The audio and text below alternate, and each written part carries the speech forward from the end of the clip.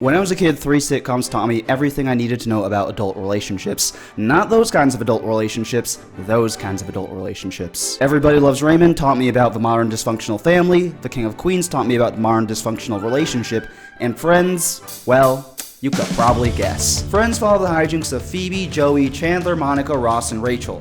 6 20-somethings in New York City who, despite the theme song's proclamations of their brokenness and singleness, always seem to be in relationships and able to afford 2 fairly spacious apartments in the heart of Manhattan. Friends won over the hearts of millions by drowning us in the sappy power of friendship. The Friends and Friends were the epitome of the gang, the spunky friend group for whom quirky adventures and memorable stories seem to be lurking around every corner in 22 minutes. Life sucks, but it sucks a little less with Friends, and it's not just the lying-ass theme song that says this. There's lots of official data about how friendship has numerous health benefits, and loneliness is as bad for you as snorting a pack of cigarettes up your ass. There are volumes of proven data, numbers, figures. There are fossil records. And yet, friendship seems to be on the decline. Go online for 2 seconds and you'll see lots of YouTube videos and think pieces about the so-called friendship recession. People spend less time with their friends, people have less close friends, a lot more people are feeling lonely. Once again, volumes of proven data. The vibe is getting so bad, the Surgeon General is getting involved. This guy could have said anything. He could have said, y'all motherfuckers gotta stop eating McDonald's, or go get a prostate exam, but no. He said, y'all losers need to get friends, cause it's literally killing y'all. Even putting all this nerd shit aside, I see it in my own life. Punch myself in the chest for no reason. I think in a perfect world, I'd see my friends a few times a month, or even a few times a week, but if I'm lucky, I get to see my friends a few times a year, and there are some friends I haven't seen in a few years. It's not really anyone's fault that we're all busy or live far away from each other. It's just kind of how it is. As an adult, you've got family, relationships, kids, cooking, cleaning, errands, taxes, smoking just enough weed to keep the cycle going, and work. For those of y'all out there who are still children or live in a commune, let me break down work for y'all.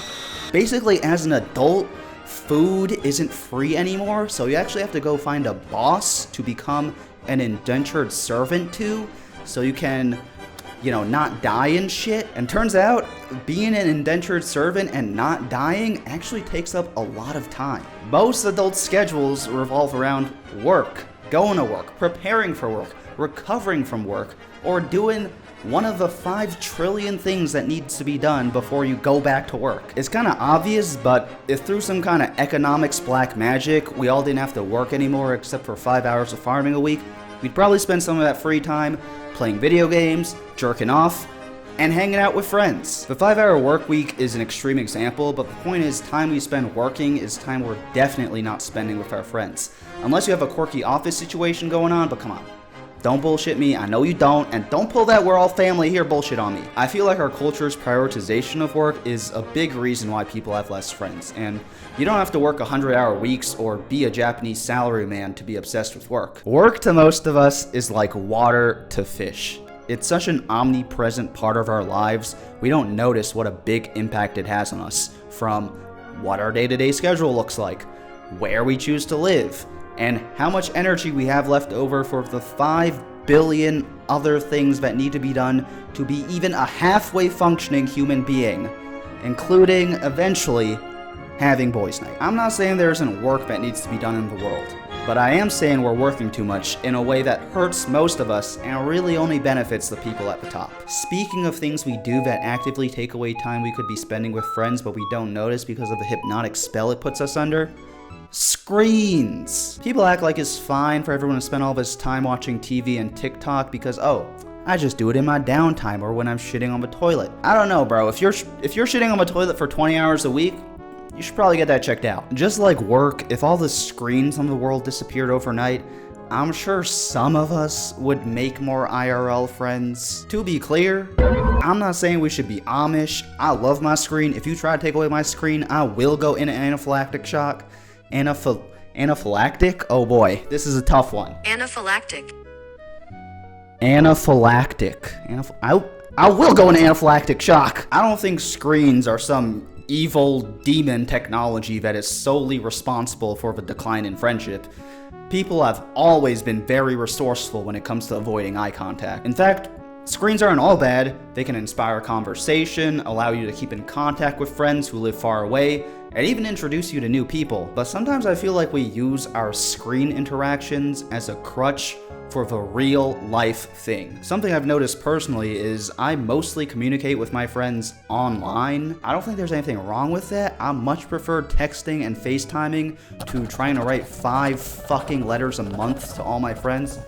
God, please, no. But still, sometimes it feels easier for me to ride this wave of online communication than actually take effort to meet up with people in person. And speaking of in person, sometimes it even feels like our physical spaces are designed to keep us from making friends. Cities with all their concrete and go from home to work and work to home and home to work and work to home and home to work and work to home and don't loiter anywhere and discourage everyone from being anywhere except home and work so that they're easier to control so we can extract more money from them at a greater profit margin without paying for stupid things like upkeep of public spaces. Not only is all of this physically alienating, but also instills a mentality of alienation in us. Gallup did a study where they found that people in cities actually feel the most lonely and people in rural areas feel the least lonely, which intuitively doesn't make any fucking sense because the whole point of a city is that there are more people there than in the sticks. That's why everyone from Pennsylvania moves to New York City when they turn 22, because in theory, it's supposed to be a great place for a young, hip, stylish cosmopolitan to meet new people. So why do people in cities feel even more lonely? I would guess, and this is just my guess here, I'm just spewing bullshit. I would guess is because it's not about the number of friendships, but the depths of those friendships. People in rural communities, they probably grow up in the same place, live there their whole lives, know most of the people there, and so they probably feel a deeper connection to each other than a bunch of random transplants in a city. Put simply, in a city, there are lots of people you don't know, which is really scary. That's why there are 5 trillion true crime podcasts out there. Every single bad thing that happens in a city gets blasted directly to your screen. It's not good news out there. Humans, we're fearful of the worst in each other, and this fear leads us to build a world where we defend ourselves from every single terrible possibility at some cost to the general public trust. I mean, we put up literal walls and fences around each other. I like walking around in my underwear just as much as the next person, but isn't it a little silly that we're this defensive over little patches of dirt? I don't know, I could be talking out my ass. I still lock my doors at night, but I don't know, I was in my backyard the other day and I kind of realized that if we all knock down our fences, we could actually have a pretty dope self-contained park within the block, which would probably lead to more socialization than the current situation. But of course, that would never happen because we don't trust each other and we need to put up our little signs that say keep out. I feel like there is something going on in the current world, and I have no way to describe this except unfriendliness has penetrated the vibe. And if you want proof, look no further than man versus bear. If you've been touching too much grass lately, you might not know that some people on TikTok are asking, if you were alone in the forest, would you rather come across a man or a bear? Listen, I read The Lovely Bones and I watched that clip of Leonardo DiCaprio getting fucked up by a bear. And I would take the bear too. At least the bear would make it relatively quick. But if you take a step back for a second and look at this shit logically, what I just said makes absolutely no fucking sense. Let me tell you something about bears. They can weigh up to 1,300 pounds and run up to 40 miles an hour. That means just getting tackled by one of these things is like getting hit by a small car. And that's before they use their teeth and claws to rip your skin off. The average American man is 1 cheeseburger away from being obese, and his go-to attack is the biological equivalent of swinging a rock in a sock. There's really not a reason we should be this afraid of members of our own species. But we are, and I get why. It's because a lot of bad shit is happening on the world, on both the big levels and the small levels. And to be honest, when I see this shit, my instant reaction is, I'm going in the forest to be with the animals. I don't want to interact with any of y'all motherfucking human beings anymore. But I feel like that's not the healthiest mindset to have. I'm not trying to downplay stranger danger or the genuine safety concerns women have and the constant state of terror that comes with that. If I had a child, I would teach them to have a healthy skepticism about strangers, because some of y'all really are fucking crazy out there. But still, I don't know, I feel like it's sad that our society is so alienating. It creates the very monsters we're so afraid of, while keeping the rest of us in a perpetual state of suspicion. If you walk up to someone on the street and try to talk to them, I'd say you have about as good a chance of being pepper sprayed as actually developing a genuine, long-lasting friendship from that interaction, which I don't even blame anyone for based on the number of weirdos that are out there. I will also be pepper spraying a hoe if they try to talk to me on the street. Yeah, I don't really know what I'm trying to say here, because obviously I don't fuck with strangers, and I'm not trying to promote some fantasy that the world used to be this super welcoming, open place where you could make friends with anyone you bumped into on the street. Okay, here's a story that might explain what I'm trying to say. I was in this small town once, and this middle-aged couple just passed me on the street and they said hello. And in my mind, I was like, what the fuck? Because I was conditioned to think that these people, I cannot interact with them because there is a microscopic chance that these people are trying to lure me into some horror movie bullshit, and I do not fuck with that. I feel like that mentality times a million is why people in cities feel so lonely, because honestly, there's nothing wrong with saying hello to someone on the street. That should probably happen more, right? You can kind of see a proxy for this increasing unfriendliness in the world of dating, or the whole concept of a meet cute, aka meeting your partner organically, is a literal movie fantasy at this point. You meet your partner at work or on Hinge. Those are the two options. And meet cutes for friendships are basically extinct too. I was reading this blog that had this good line about how most bars in New York City advertise around the fantasy of community, when in reality they're made up of insular groups of friends, which in my experience is very true. I went up to a group of people in a bar once and said hi, and they acted like I did not exist, and I very charismatically stood there saying nothing for about 5 seconds, which felt like 5 years, and I actually thought I was going to die. The logical part of my brain knows that's just one experience and not some judgment on who I am as a person, and if I want to make friends, I gotta keep getting on the horse. But some other part of my brain says, do not touch that stove again. People just don't really like talking face to face anymore, I guess. People don't talk to their therapist face to face, people don't talk to their delivery driver face to face, and people definitely don't talk to strangers face to face. I get it. People are mean and no one wants to get soup Nazi'd, but it's gotten so bad, people are inventing paid libraries where being nice is encouraged, because people at the regular library are too mean to talk about what they're reading. At the library, dude, this isn't the club. There's no reason you gotta be this mean at the library. If you're both at the library, that means y'all already got something in common. Y'all are both fucking nerds. Hot people are showing up to trivia night. Hot people! You ever seen an episode of Jeopardy? People who go to trivia night are supposed to look like this. But now if you want to have friends besides your mom and your cat, you better start learning the capitals of the world. Paying for friendship is a whole trope in dystopian media, but it's honestly not even that far away from our reality. It just happens indirectly. Friendship is big business, and the more difficulty we as a society have making friends, the more they can privatize it and suck even more money from us. Paying for Netflix and gas wasn't enough, now they literally want us to pay for friends. Well, fuck that. I feel like it is my birthright as a manifestation of the indomitable human spirit to make friends for free. Okay, so I've done a lot of bitching and moaning in this video, so let's talk about what you and I are actually gonna do after this video's over to change the situation. Because let's be honest, most of the shit I talked about, we gotta wait for the Illuminati to free us peons from this shit, but there are some things we can do to increase the friendship in our lives. Okay, so I'm going to talk about two things: making new friends and hanging out with your current friends more. Let's start with the first one. So in terms of making new friends, I would divide everyone in the world into 3 categories. Friends of friends, strangers in an environment where they are semi-open to talking, and total strangers. Of these 3 types of people, I would say you should probably try to stick to the first 2.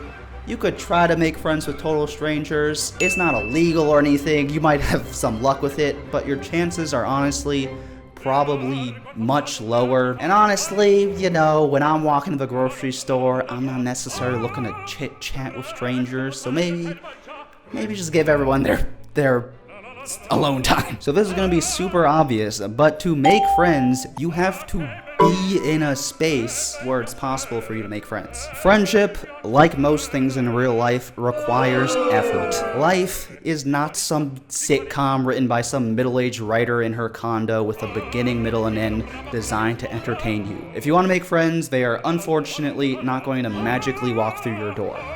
You gotta do something about it. Luckily, that something doesn't have to be something big. It can be as simple as organizing a hangout with your current group of friends, or going to a random concert, or going to your favorite museum. And sure, maybe your chances of making a new friend at the museum are 1%, but the chance of you making a new friend in your bedroom are 0. We're not gonna count internet friends for this shit, because y'all don't meet up in person. This is why you literally gotta touch grass, because grass is outside, and if you're outside, there is a possibility you will meet another human being. Of course, just going outside is not gonna immediately grant you new friends. Step 2 is actually talking to someone. And let's just admit it, talking to a total stranger is really awkward. Even putting aside all the serial killer fears, it's hard to just go up to someone you don't know and try to convince them you're a normal person worthy of having a conversation with. Personally, I feel like the older I get, the less I know how to have a normal human conversation. So right here, I'm gonna recommend we all be a little stupider and act like 4-year-olds when it comes to making friends. Have you ever seen a 4-year-old give a fuck? No, because these motherfuckers do not know how to even give a fuck yet. And that raw power allows them to make friends extremely easily because they do not care at all about how they are perceived. 4-year-olds will go up to anyone and anything and start blabbering nonsense out of their mouths. And if they don't like the vibe, they will just move on with their lives. A 4-year-old will legit walk up to you, talk about balloons for 30 seconds, and then dip. So yeah, it's awkward to talk to people, but also, it's not that serious. You probably have more in common with the other person than you think. You both eat food. You both probably listen to music. If you're in some space for something, you probably both like that thing. Just be friendly, be casual, be chill, be cool, be respectful, approach respectfully, and we should be all good. By the way, I really do not want to overstate my credentials here. I do not know the perfect method for making friends. I don't really have any evidence that any of this shit I'm saying actually works in real life. If I did, I wouldn't be making this video. I would be hanging out with my friends and making a video called Have Y'all Motherfuckers Tried Not Being Losers. Just consider this a jumping off point. The last thing I'll say is I feel like trying to force yourself to make friends is a lot like trying to force yourself to get a relationship. It does not work like that. I'm not saying you can't put effort into making friends, but friendship is a two-way street, and like all forms of external validation, you ultimately can't force anyone to be your friend. I feel like making friends is like that whole quote about happiness being a butterfly and you can't chase it and you gotta do other shit and then happiness will find you. Making friends is the same way, I feel. Your friends are not some perfect Pokemon team you're trying to create with the perfect mix of personalities and genders, and you can't even control that shit anyway. I think the best any of us can do is just be outside doing the things we love, and hopefully the right people will be in the right mood to have a conversation. Making friends is a process, and you're not necessarily going to have your friend group for the next 10 years of your life set by the end of episode 1. For all you know, your future best friend could be living in Siberia right now. Unless you live in Siberia, then imagine your future best friend living in Miami or something. Alright, now I'm going to talk about how you can hang out with your current friends more, which is honestly way easier and simpler than meeting new people. Just invite your friends to come hang out. You guys could be inside or outside, it could be chill or hype. Just get the gang together and hang out. If you want an intermediate level tip, something that might help is setting aside a day of the week or month where y'all get together and do some ritual thing. Maybe not a real ritual, but it could be a real ritual if it's gonna support your friendship. But the most important thing is just to have that first hangout. So just text your friends, go hang out. In the end, despite all my complaining in this video, I honestly feel pretty okay about my social life, and I do have friends I greatly value and cherish. Maybe I don't see them as much as I would in a perfect world, but I am very grateful for the times we do get to hang out in person, and even the times we send our little funny texts to each other. I keep going back to the question of why we as human beings want friends. And yes, there are some very obvious health benefits, but I think for most of us, we aren't trying to have friends because we want to be some eternal Dorian Grays sucking the life out of our friendships. I think it's because friendship is true understanding.